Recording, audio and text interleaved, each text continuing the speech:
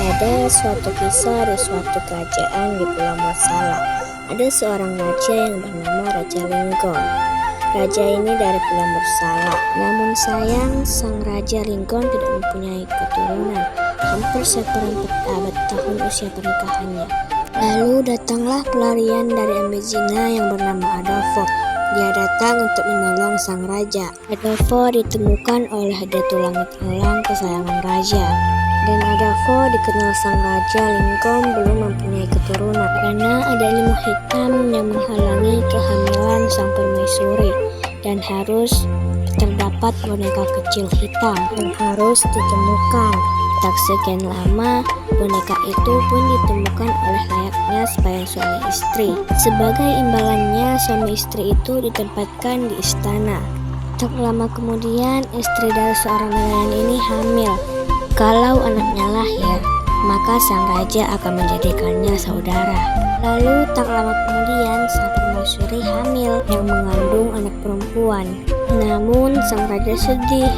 Raja mengira anak yang lahir adalah seorang laki-laki, ternyata perempuan. Hilang dari situ, kesedihan sang raja pun sirna karena banyak tamu yang memuji kecantikan sang putri. Sang raja pun memberinya nama yang bernama Putri Runduk. Nah, kata dari Putri Runduk adalah seorang yang baik dan memiliki wawasan luas, namun rendah hati, seperti padi semakin berisi semakin runduk. Raja sangat ingin putrinya menjadi pewaris yang suatu kelak. Namun putrinya ini tak boleh berlaku kasar dan kejam pada masyarakatnya. Putri Runduk pun berlaku menjadi anak yang lincah, baik dan lucu dan cerdas. Putri Runduk memiliki saudara yang bernama Si Kambang. Si Kambang adalah anak dari sepasang suami istri nelayan. Dan ketika suatu hari di mana sang putri mengajak Si Kambang pergi ke Sorkam untuk melihat pasar. Tapi sayang, Si Kambang ini menolak ajakan si putri. Dan si putri meminta izin dahulu kepada sang ayah, yaitu Raja Linggong, agar Si Kambang mau pergi bersama. Namun sang raja dan permaisuri tidak mengizinkannya. Tapi si putri memaksa untuk pergi.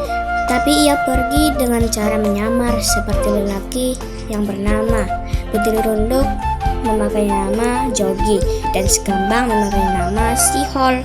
Si Kambang dan putri pun pergi menaiki sebuah perahu yang diperbaiki oleh ayah Si Kambang. Sampainya di sana, mereka melihat ada pertandingan di tengah laga. Jogi atau si putri mengikuti pertandingan tersebut. Si Jogi pun berhasil memenangkan pertandingan, dan pertandingan terakhir ia menghadapi si pemuda yang bernama Datuk Hitam. Namun sang putri lupa dengan penyamarannya. Sang putri menyebut namanya dengan suara yang diberat-beratkan. Namun si Datuk Hitam ini mengetahui wujudnya. Singkat cerita, Raja Linggong mengetahui si putri pergi secara diam-diam. Sang raja pun pergi menghampiri ke Sorkam. Singkat cerita teman, kisah berlanjut pada Pangeran Sorkam yang melamar Putri Runduk. Tidak ada hambatan karena sebab ayah mereka bersahabat. Mereka pun mengadakan pesta pernikahan. Singkat cerita, ada peperangan yang terjadi. Si Kambang pun mengajak si putri pergi. Namun si putri berkata, "Saya tidak mau pergi, saya lebih baik mati."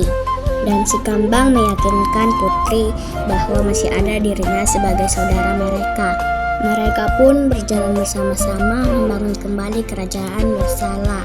Akhirnya bujukan Si Kambang berhasil dan mereka pun pergi menjauh. Perjalanan mereka pun tiba di ujung tebing. Mereka pun beristirahat sambil memakan nasi yang dibungkus Si Kambang untuk sang putri. Tiba-tiba sang putri menangis kencang karena yang dilakukan oleh Pangeran Sorkam. Tengah peristirahatannya, entah bagaimana caranya Pangeran Demesi sudah berada di hadapannya. Sang putri dan Si Kambang yang berpelukan pun terkejut.